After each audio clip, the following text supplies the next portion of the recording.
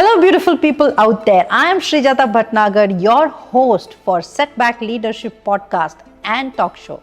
I am a setback leader, and in this season of the podcast and the talk show, I'm talking to many leaders from different industries and different spheres of life. Today, we spoke to a leader who has got 15 years of HR experience. She was awarded the award of 100 young leaders under 40. She was also awarded the LinkedIn Person of the Year, and she has been a real great resource when it comes to HR. She loves human psychology and she is a passionate speaker, and she believes in being a possibilitarian. Now what is possibilitarian? We'll find out during the conversation. We are talking about Miss Gauri Das, who happens to be a senior HR leader and believes in HR strategies. While we were talking to Gauri during the conversation, and I asked her a question, what can leaders do to break their glass ceiling?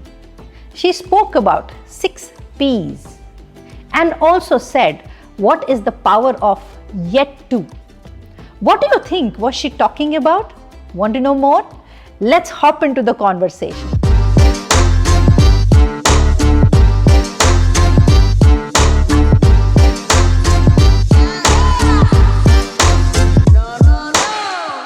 So today I have Gauri Das with me. Gauri, welcome to the show. How are you doing? Thank you so much, Srijata, and I love this setback leadership because in today's time, it's all about facing challenges, getting bogged down, and then making another leap and coming back. So, setback and from there, comeback is most important. So, thank you so much for inviting me here. I'm looking forward to an interesting conversation. My pleasure, totally, Gauri. And we are having you here because you have been a really great leader in your industry, and you have been a path breaking person when it comes to doing things differently and taking different roles and breaking glass ceilings yourself. So let me straight get into the topic and ask you the first question. So here is the question coming your way. What does glass ceiling mean to you? Yeah, I think if we look at not only from Indian perspective, but from global also, there is a lot of evidence which says that yes, and it kinds of shouts at us and tells us that yes, the ceiling exists. So in terms of numbers, even in US, it's only 8% women CEOs for Fortune 500. Looking back at India, it's around 6%. Here, SEBI has to come forward and put in a compliance that you need to have at least one woman on your board, 25% or whatever regulation they brought in. Coming more closer, I worked for 15 years and I would have worked with around 10 CEOs, none of them women. And I'm sure you also had a flourishing corporate career. You would have also worked with many CEO, and most of them, or maybe all of them, like me, would have been men. What does this tell us? It can be one coincidence, data can be coincidental, my experience can be, but everything putting together, it cannot be a coincidence. So, yes, this glass ceiling does exist. And it has come up, we have come across this many a times. We face it and we cross this hurdle and we move forward. That's how life goes on.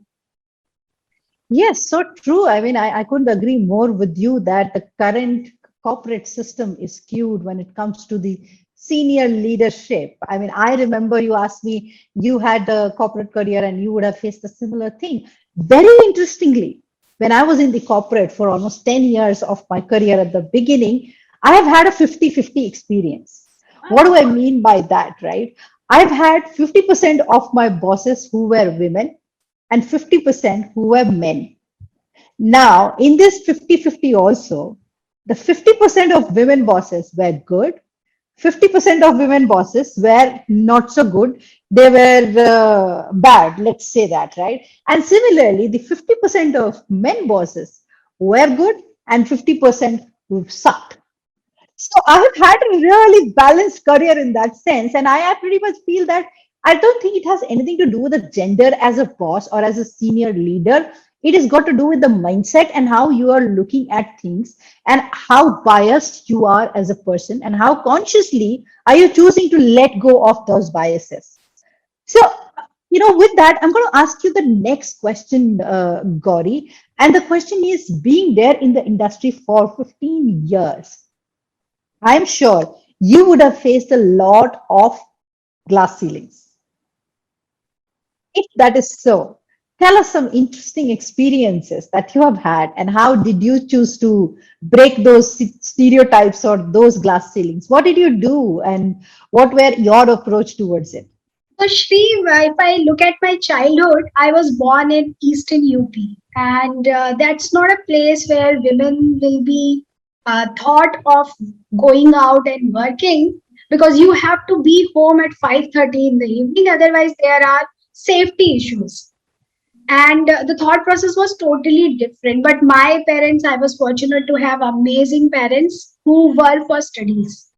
So a lot of many relatives will tell them that why are you spending money on a girl child, making her engineer? She has to get married off and go out, and she will be taking care of family and kids only. Why do you want her to study so much? So this was the set of thoughts that I was born with and brought up with, but lot of changes.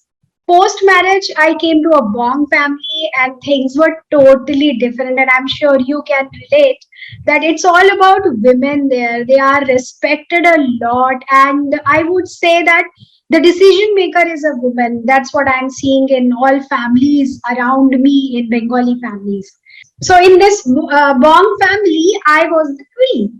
And I never realized at home or here that there is a glass ceiling. But when I entered corporates, I started realizing those discussions which were happening behind back of the candidate when it comes to hiring or in promotion decisions. Slowly, when I started gaining some stature and some confidence in the corporate, I started getting involved in this decision making process. And I realized that since it's all about men everywhere, they want to have another man in the system. Most of the times, the excuse will be she will get married if she is not already married. If she is married, she is having kids. How will she manage both home and work? And I faced it too, because I was on break for around 2 years when my bundle of joy was born. And when I went back to corporates, I faced 13 rejections because multiple reasons. Nuclear family, no one to take care of kid. I was out for from industry for close to 2 years. I have had stayed in 4 different states in last 4 years, and there was already a break. But what can I do as a woman? I have to take care of family also. I have to raise children also, because that's what society asks for me. So I have to take care of both the things.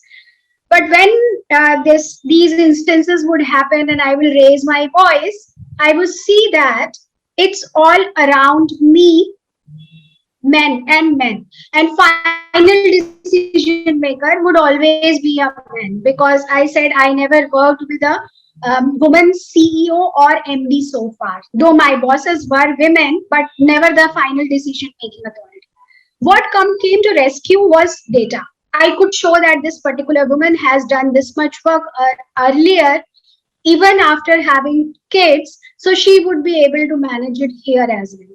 But the acceptance takes a lot of time, and there are multiple instances where we lose talent because of these biases or because of these thought processes that women will not be able to manage it. So that's where we see that glass ceiling is only getting higher. Agreed, absolutely. I think those biases put us behind saying that, okay, she has to run a family. Excuse me, the family is equal responsibility of the male partner and the female partner, right? I mean, I truly believe in that. And if the male, you're not schooling or you're not teaching the male that it is your equal responsibility to take care of the family or take care of the child, then we are failing as a society. That's my entire perspective in the 21st century, even today, if we expect that women would do both outside work and housework, oh, excuse me, you're wrong. Let's bring in some more pressure to the men as well. They're going to the offices, just doing work and coming back and reading newspaper or watching, Euro Cup right now going on, Euro Cup on the TV. That's not working. You have to share the load, and I think that's one thing that we need to teach our leaders, both male and female. Both women leaders, we must tell them that it is important to ask for help and include your partner in your home chores, in your home responsibilities, in the responsibility to taking care of elders, or in the responsibility to taking care of the kids. And similarly, I think it is important for organizations to tell their male leaders that it is important to help your family out there. It is important to spend that family, right? And I see after the pandemic, there are quite a few organizations with a good heart have done a lot of things in that regard, because now they're getting more and more aware of what is going on in the house, how the houses are run, and how much time does get invested running a house as well. That's a equal, a full-time job in itself, right? So it has to be shared. If there is a double income happening in the family, there needs to be double load sharing happening in the house as well. Having said that, I would say that, Gauri, what has been your approach in such situations? Because you are in the human capital space, right? You work with human capital. I wouldn't call them resources. I would say capital. It is important that we nurture that capital, right? So what has been your approach when you're faced with such stereotypes or such glass ceilings in your space? How do you deal with it? Yeah, so I think you rightly mentioned that it's about mindset. So I don't know, what do we think of women? We want them to earn also, we want them to perform when they go out, and when they are back, they should become maids. Right? So why do we think that such a transition is possible? And I'm really blessed, like I said, this Bong family. So my husband, he is a different breed altogether, and you know it very well, being a Bengali yourself. I'm blessed to be in financial services, but look at manufacturing industry, what's happening there. So many organizations are now coming forward and creating shop floors which are run by 100% women.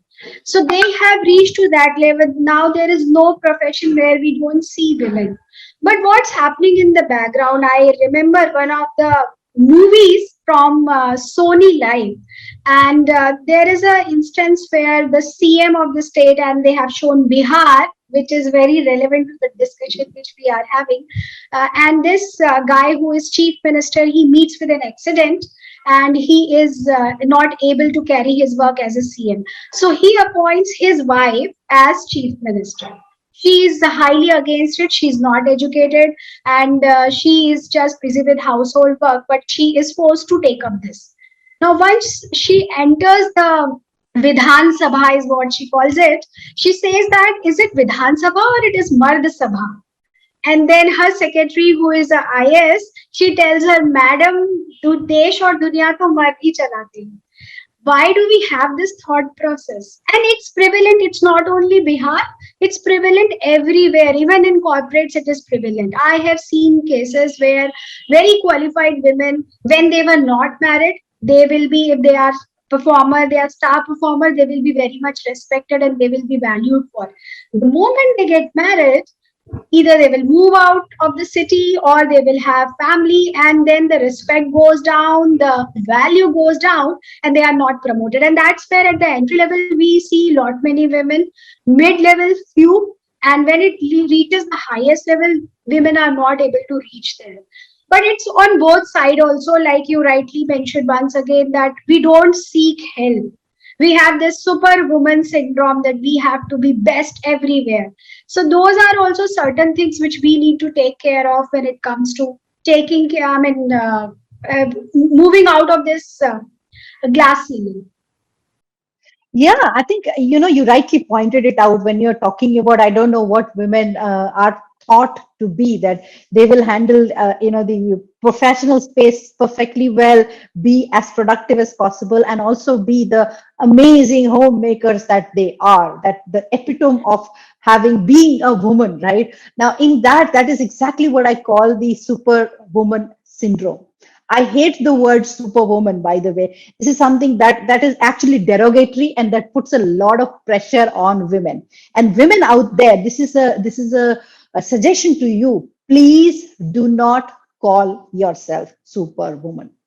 Never call yourself, I am a superwoman. You are a normal human being. You also have equal amount of time, 24 hours, like anybody else in this world, and you deserve to divide that 24 hours in the way that serves you, as well as your family, as well as your profession, right? So that's very, very important.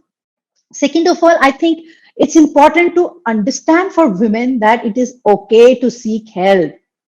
We women have this habit of feeling that we have to do everything, we have to keep everything properly, nothing should fall off from anywhere, and everything needs to be prim and proper, whether it is at house, whether it is at work, whether it is in their personal life or professional life, doesn't really matter. Take off that burden from your shoulders, throw it away, lock it away, put it in the water, and just let it fly, let it just go. It's not required. You don't have to be a perfectionist every single time, first of all. Secondly, you have your partner who can help you. Please understand that. If he has not learned it, teach him. It's fine to teach him. It's okay, because it's going to help you at the end of the day. Think of him as your subordinate, whom you're going to teach about professionalism. Like this, you teach your husband to be your husband, or your partner to be your real partner, even at home. That's important. Now, the next question here, Gauri, is that okay, fine. There has been different kind of glass ceilings. There has been different kind of stereotypes that women go through.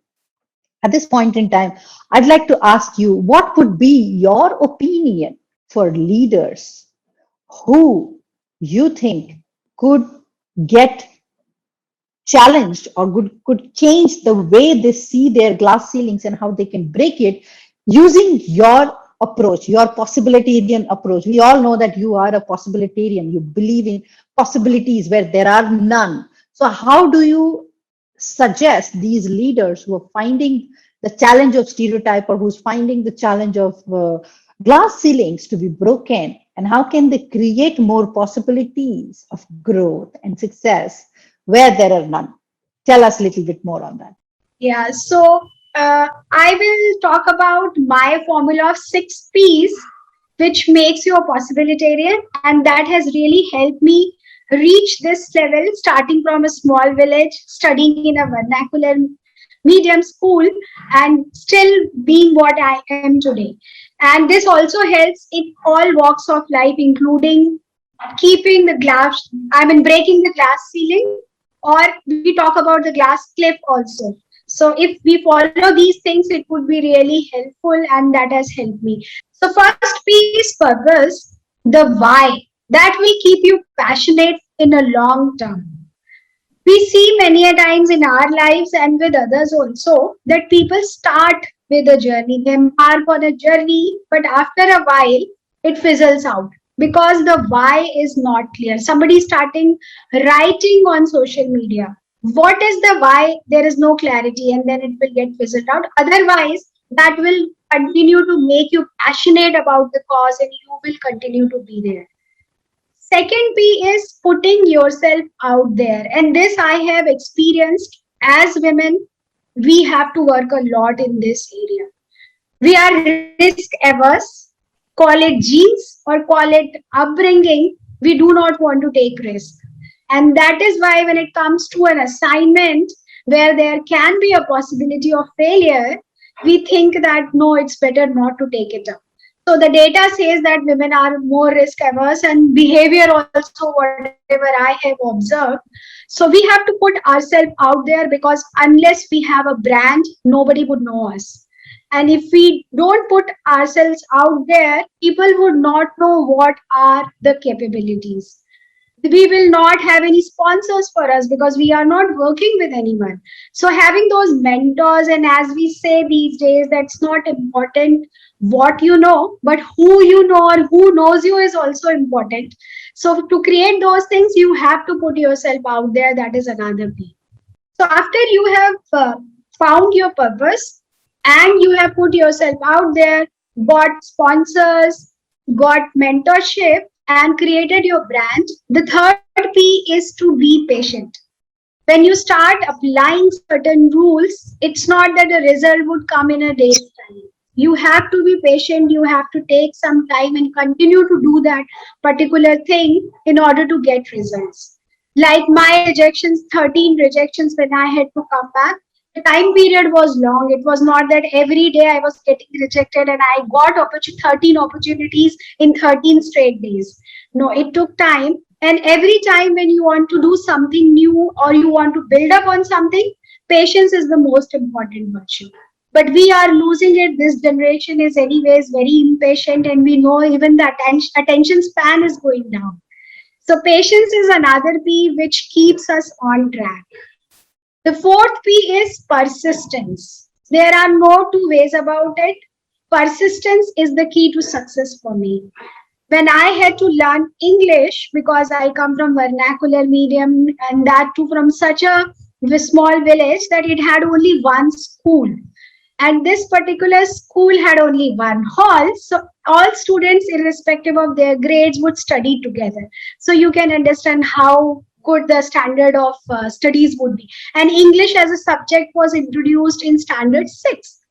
So for me, when I went to engineering college, the most important challenge was communication.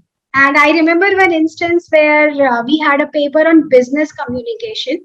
And I would go to my friend who was very good in English and I would request her to support me. She supported twice, and third day she said, Gauri, forget about it. You are not going to pass anyways. तुम्हें कुछ नहीं आता है. Leave it.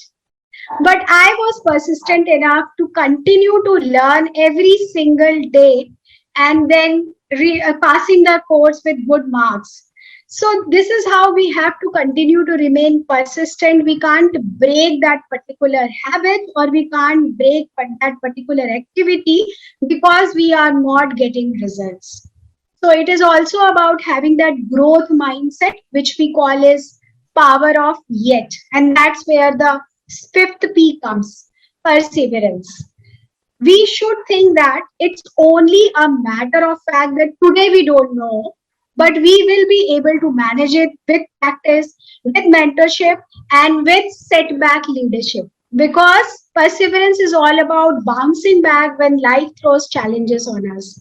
So when there are lemons thrown on you, keep multiple recipes of lemonades ready so that you continue to make one out of those.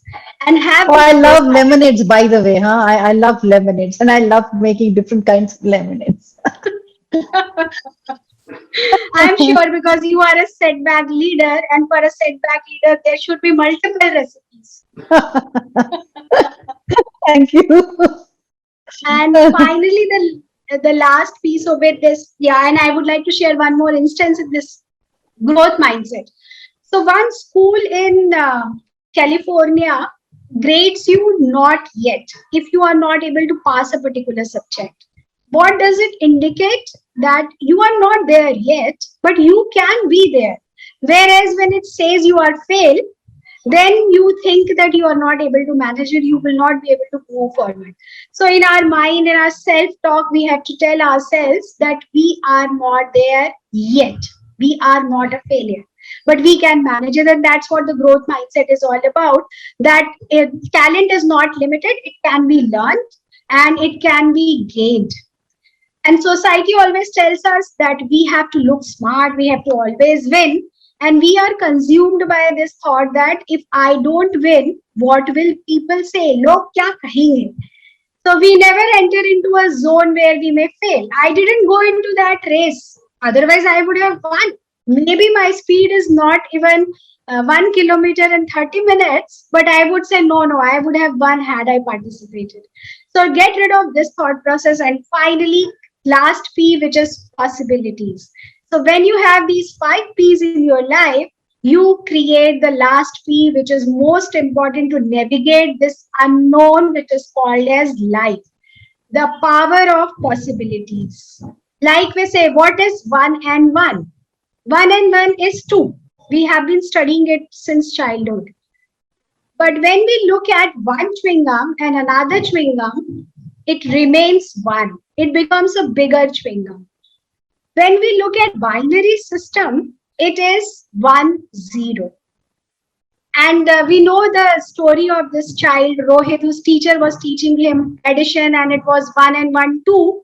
But then when she asked him, if I give you one apple and I give you another apple, how many apples will you have? And he said, I will have three. 1 and 1 was becoming three, and teacher was furious. I'm teaching you 1 and 1 is two. How can it be three? Because Rohit is having another apple in his bag. So 1 and 1 can be anything, and that's the power of possibility. It's not is, but what it can be. Amazing, amazing. The six P's is just super cool. And I feel that whoever is listening, please take note of these six P's. If you want to see possibilities where there are none existing right in front of you. So please take note of those six P's. And my favorite in this section was the power of not yet. You know what, Gauri? I didn't know about the story of this California school, but somewhere I had learned instead of saying, no, I don't know this, or I don't know how to do this, or I haven't done this, I say, I am yet to do it. I am yet to achieve it. I'm yet to face this particular fear of mine, or I'm yet to conquer this fear of mine. So I'm telling my mind that I can do it. I will do it at some point in time, and I'm not completely discarding that thought. So, power of not yet is amazing here. With that, I'm going to ask you another question here, and this is to do with organizations. You have worked with many organizations, and as being an HR leader, and you were the youngest young HR leader prize winner, award winner as well, right? So, what has been your experience, and what do you see the organizations should do to make it possible for leaders to break the glass ceilings and break the stereotypes easily? I think the mindset is the most important thing, and I would say we are not there yet. There has to be a lot of work, but as we know, organizations are made up of human beings, and though we try to wear those masks, not the COVID one, but the mask on personality, we are actually what we are at home. So for me, it has to start from home. Now, a lot many mothers are teaching their kids, their boys, especially their sons, to take care of household activities. This will become a very important step when they go to office, because today the man who is coming to office, especially in the baby boomer age, who are the decision makers, they have not seen their fathers supporting their mom. They have not seen, most of them, their mothers going out. Even if they are going out and they are working at home, they are the ones who are taking care of full responsibility.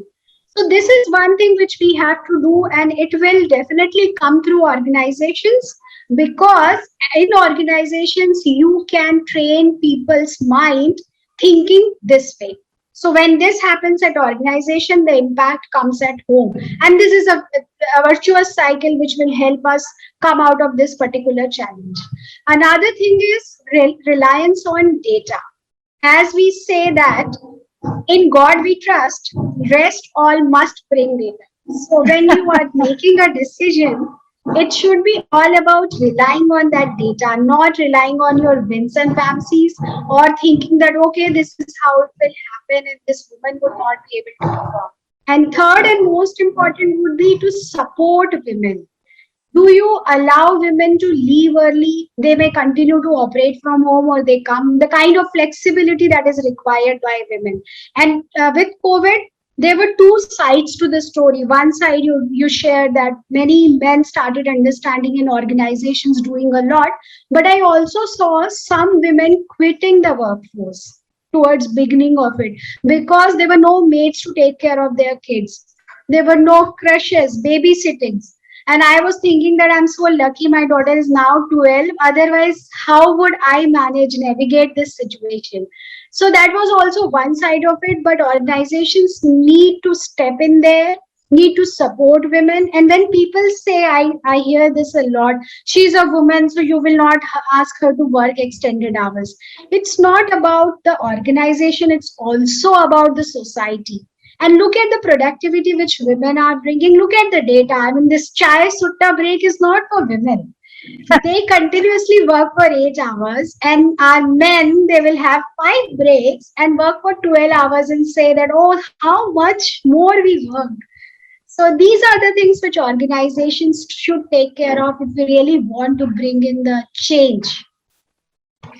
Agreed, totally agree with you, whatever you said. And I mean, my favorite example here is that there are many organizations who came up with interesting policies and interesting allowances when the COVID hit us, right? There were very interesting things like, for example, to keep your fitness alive, they had, physical fitness allowance, they had mental fitness allowance, they had office furniture allowance, and so on and so forth. In that line of allowances, how about adding an allowance about keeping a full-time nanny at home? How about giving an allowance for hiring a cook? If we can give driver allowance to our employees, how about giving employees allowance for getting a cook at home or getting a full-time, house help at home? Isn't it going to ease out your women to be more productive at your workplace?